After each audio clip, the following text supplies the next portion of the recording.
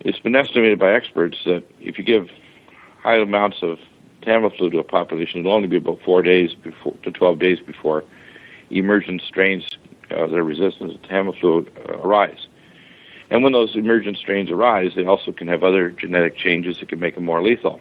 This virus grows 10,000 to 100,000 times more in the lungs, causes extremely high temperature, can grow in the brain, can cause a cytokine storm, which can cause the lungs to literally liquefy after they hit the temperature of 135 to 140 degrees by denaturing the proteins of the lung tissue.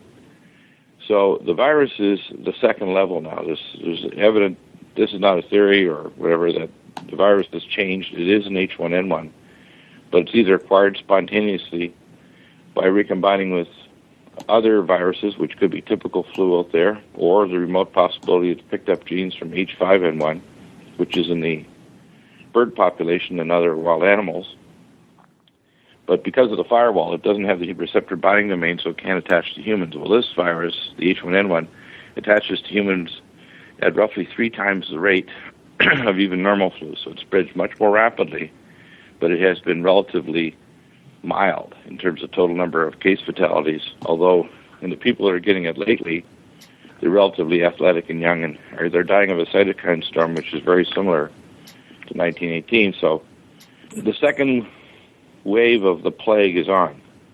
Why do you think that they're concentrating, at least on Ukraine? We have a whistleblower who has suggested that their target at the Ukraine was because Russia was not playing the game that the Illuminati wanted them to play. It wouldn't surprise me at all. Russia has done a couple things that have ticked them off.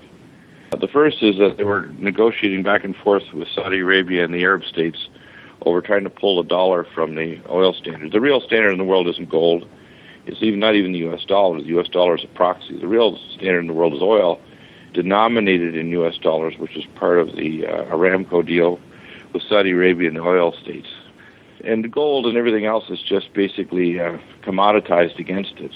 And what they wanted to do is move to a special drawing right, which is a basket of currencies, but 63% of the world currency reserves in U.S. dollars. So as much as people are saying we're moving into a depression, I know you've had experts talking about that, we're not moving to a typical depression. We're moving to the matrix. We're moving to literally a trackable RFID system where all cash is virtual, a supercomputer mainframe array system with sub-arrays and supercomputers distributed all over the world, where every transaction, every action, every purchase, every movement from one city or state or country is tracked. And of course, when you have a pandemic, nothing would make it much more easy to chip and track the entire population of Earth, which is ultimately their goal. And nothing else would do it. Even a regular depression didn't do it. A nuclear war wouldn't do it. A major terrorist activity blowing up cities wouldn't do it. The only thing it'll do is an airborne plague. So, in essence, are you saying that with the second, with what's going on with the Ukraine and this second sort of rollout of the virus, do you believe that this is going to be, in essence, their end game? In other words, this is the virus they will roll out around the world. Well, it's one of the versions. It may be upgraded over a period of years. It's not like it's going to all happen in one shot. This could hit and spread around the world over the next, say, 6 to 18 months and kill, say, 100 or 300 million people. But it may not be the only wave. And the virus has the capacity to transfer its genes to other flu viruses, pick up on new genetics, and kind of go in a wave, just like the 1918 flu, and come back in another wave 6 or 10 months or a year later. The Asian flu of 1957 kept coming back in waves until 1968, so it came over 11 years. This virus here has some unusual characteristics. It's rod-shaped and not spherical. It grows in the lung tissue. It's picking up genes where it has the capacity in some people to grow in their lungs. It has a spreading capacity that's really enormous, and it's got some defects in its PA gene, which means it reproduces or replicates the virus incorrectly. It's like a photocopier that works really fast, but it makes bad copies. So it has a capacity to make new, if you want to call it, mutants of the virus. Because it spreads so quickly, it's also embedded itself in the human population, and as the humans interact with animals or birds, the chances of an eventual recombination with H5N1 is really, really high in the next, say, 2 years. So we can go from, say, right now we're calculating 0.65% case fatality rate. It could easily jump to 20 or 30%. At its current rate, if it spreads across Europe to North America, it's probably sufficient for the government to declare medical martial law and lock down the international travel and transport. So that is very probable between now and January. That'll happen. They may be premature at that rate.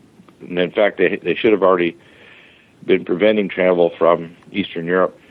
If I was in control, I would have people that fly in from there basically quarantine in a nice kind of hospital environment where you monitor them for a week, make sure they don't get sick, and you do PCR tests, because a conventional thermal scan or the Z-Stat flu test, a quick test that the FDA put together, is totally useless, and they know it. They never tested it for efficacy. It's no different than the Z-Stat flu test, which I had in my office in Denver, which is pretty poor at best for regular influenza A, but for the H1N1, they know it's useless. So their statistics that they put together are a total sham, the CDC and the FDA, because they basically said anybody that's in hospital, we tested them, their H1N1, so don't even go test in the community. So they're making assumptions. Problem is that they're also not publishing data on the viral evolution, because it's going to acquire genes from other flu or from H5N1, because it's in all the bird populations on all continents on the planet except for Antarctica. So the end game is, let's say between now and 2012, the next 2 years and a bit, they want to lock down the planet and have everybody chipped. And this plague and its future children and grandchildren will be the vehicle by which that will be accomplished. That's what they're trying to do. The vaccine, we understand, helps to spread this. Well, it does it in several ways. The vaccine, because of its adjuvants, and we went over this with Desiree Rover, who lives in Netherlands, and she has her own radio show, Desiree Rover, and they had 3 different vaccines. All 3 of them have 40 times the concentration of squalene as the anthrax vaccine released by Bioport, which is the one that causes Gulf War syndrome. 40 times. So the Pandemrix has 10.69 milligrams per dose of that, and it also has aluminum hydroxide, which we reviewed with Dr. Chris Shaw, who's been on the program a number of times. University of British Columbia neurobiologist, head professor in the Department of Ophthalmology, University of British Columbia, and he's done animal studies on both mice exposed to aluminum hydroxide, equidose levels of aluminum hydroxide separately, or separately squalene, or the combination, and looked at their brains and other organs. And it causes neurological and genotoxic and sterilization effects. So I'm getting reports every day of women spontaneously miscarrying. We're seeing all kinds of reports, and we've tracked the spay and neuter vaccine was licensed in Europe a year ago, has the identical components to these vaccines that will sterilize the population. A lot of people are going to be basically, even if they don't have any immediate neurological effects, they may become significantly less fertile, because it has oogenesis effects on the eggs and very spermicidal. It destroys sperm development, which is the most rapidly growing cell in the male. Okay, I want to move on to the other topics that we've got here, because I want to make sure that we are able to cover everything. Just let me summarize in just a minute here about this. Sure. What I expect to happen, number one, I have solutions for what can be done to stop it. And here's the quick things that we need to do. All aircraft, number one, coming in from Eastern Europe should immediately be quarantined, and everybody should be going to a facility for 7 days. They could do it nicely, and they don't have to make it with armed guards and violence. And then they just do PCR, and if everybody's clear, they let them enter. Goods are not going to transport it, so containers coming in, that's ridiculous. You don't need to quarantine containers and all that stuff. The virus isn't going to survive. It has to come in a human host, and the human can spread the virus 7 to 10 days before they get sick. Secondly, people should be taking things to build up host defenses and hygiene. We should have NIOSH N95 boxes in every street corner and every rail station everywhere, so if people want one, the government already has them there. You just grab and stick one on your face. You've got a cough or a cold. You reverse protect so you don't cough on anyone else. People should be taking nutraceuticals, which we carry, of course, to try to make sure that you don't allow the virus to attach to your cells and you kill it. If we did that, we'd stop the virus cold. The government's doing nothing to stop international travel of passengers that could carry it from Eastern Europe. They want this to hit the maximum, and I do believe they want to delay it until it really explodes, which is